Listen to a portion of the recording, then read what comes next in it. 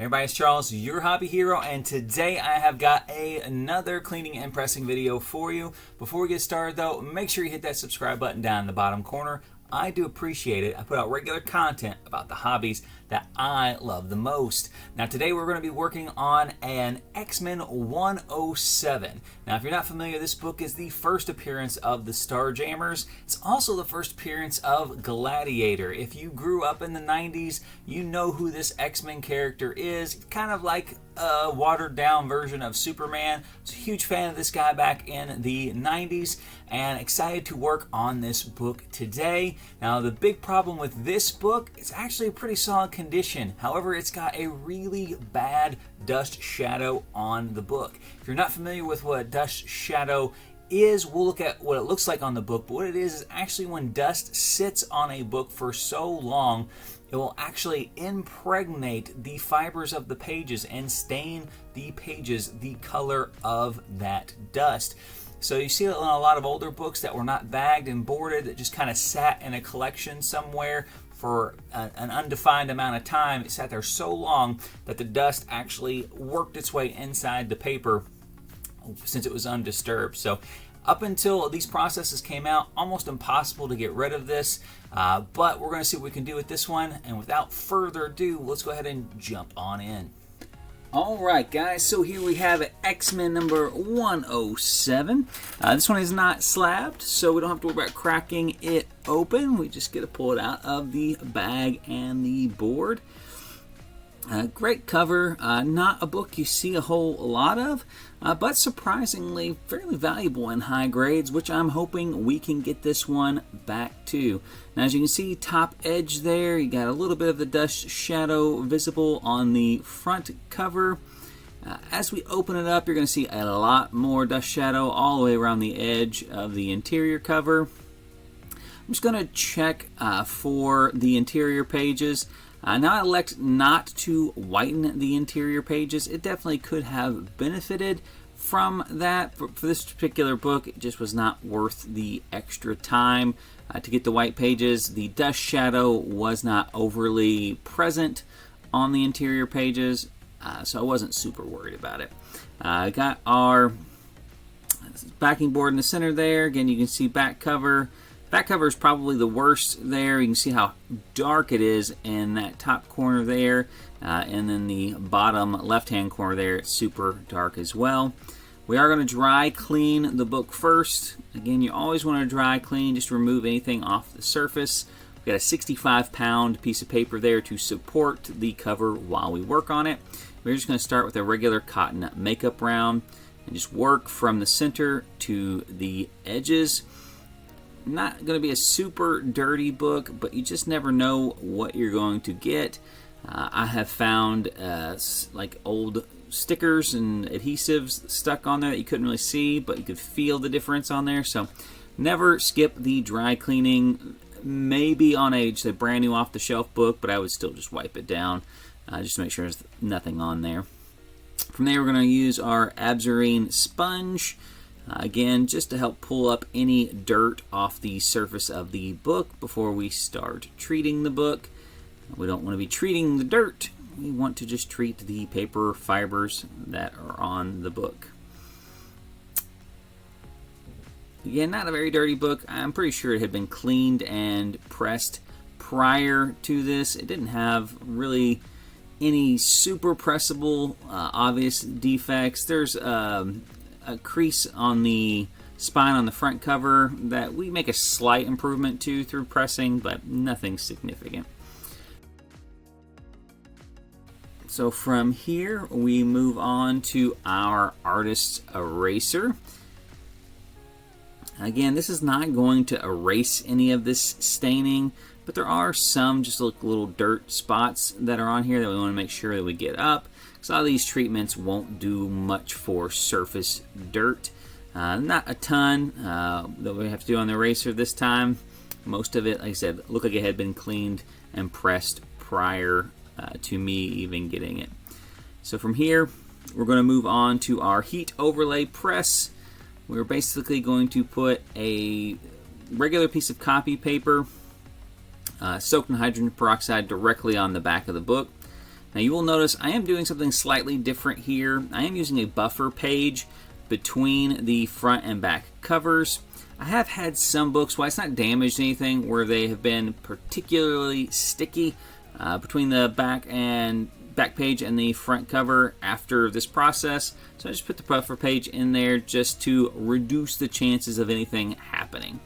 Now, even though the book is not very dirty, the hop method I like to use because it will actually kind of bond with that dust inside the fibers and help pull some of that staining out. Or if we went straight into light treatment, a lot of times it's not enough to get out the really dark sections like we have on that back cover.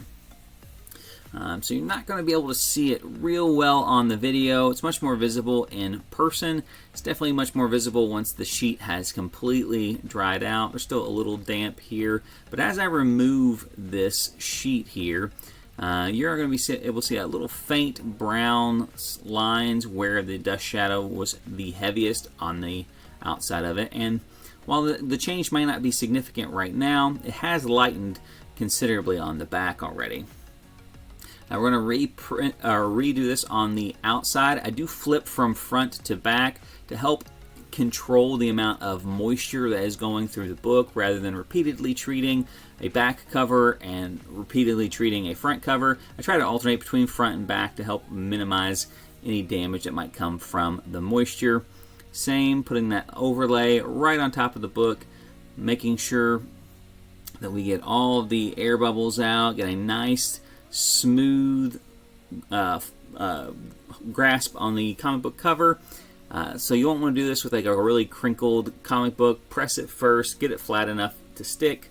And we've got another piece of copy paper, our 100-pound board, and then our backing board on top, going back into the press for another go around. Now that we've treated the exterior of both, and I will say on this one, I don't think you're going to be able to see it on the video again here, but it is not uncommon with these deep reds to get a little bit of color pull that comes off onto the transfer. Don't freak out. It's not, you didn't do anything wrong. It's fairly common. Reds just transfer very simply compared to your other colors that are on there. You'll see later on in the side-by-side videos, you can notice a slight difference, but honestly, it's not something that without a direct comparison to the before and after you'd ever even notice. So we are going to treat the interior of these pages now, because as you can see, they have a dust shadow on the interior as well. Very similar process. I will say though, do not take the overlay all the way to the staples. Leave about a 1/4 inch there, and then again just smooth it flat down on that last page. We don't want any ripples to get pressed into the book. We'll close it up after we put the overlay or the regular sheet of paper on top of it. We'll press it again just to make sure it's got a good firm press on the back cover. Again, same process, 100-pound, and then our backing board. I'm going to do this on the front and back interior covers. I'm only going to show you on the back cover. We don't need to see every single step. So this is the finished product on the front interior cover. You gotta be careful because it is sticky. I mean, like I said, you want to pull this very, very gently. I don't normally have anything transfer on the interior covers because there's very rarely any color on the interior. But you just want to make sure you're very cautious because you don't want to tear anything. And this is why you don't really want to be real close to those staples, because you may have to do it. You can see how much brown we pulled off there. Just kind of take a look at where we're at before we go into the light treatment. Again, front cover is very light on the front there. Back cover, you can still see it very clearly, but much lighter than it had been. Same on your interior pages. Lighter, but still present. Hopefully we've got enough out from this hop method that we can get the rest of it out with the light treatment. So we're going to put it into our light box. I'm going to treat the outside and the inside pages similarly, just lightly misting and then putting them in the light box. It's about a 3-hour treatment each time you do it. You do have to intermittently spray more liquid on it. I place my lights about halfway between them and then let it sit inside. Now this particular one I would normally humidify after this step. It really wasn't very wavy after that, so I just did the regular press on both sides, let it sit in the press overnight, and then we have our final results after the clean and press. You see the white at the top there, it is all but gone. On our front cover, right there's that little spine stress I was telling you about, but again, the rest of the book was in a really solid shape. Back cover, light treatment took care of everything. There is a very, very small spot, if you know what you're looking for, down there beside the picture of the orca. But even in the side-by-side still photos, you can't see it. Look how white those interior pages are now. Just absolutely beautiful looking book. So one press on both sides is really all it took to get us our finished product. Now for the before and afters, again on a front cover, you can see that the reds dulled a little bit. Interior of the front cover, I took pictures before I pressed it, so it is wrinkly there, but you can see all the colors gone. Back cover, huge, huge, huge difference on the back cover. And then your back interior cover, very white, very bright pages.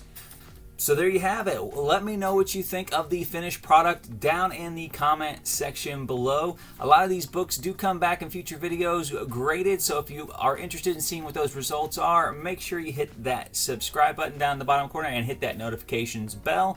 Occasionally these books do go out to other people, so make sure you're on the Instagram as well and you can see those updates when I post them on Instagram. Until next time guys, Hobby Hero out.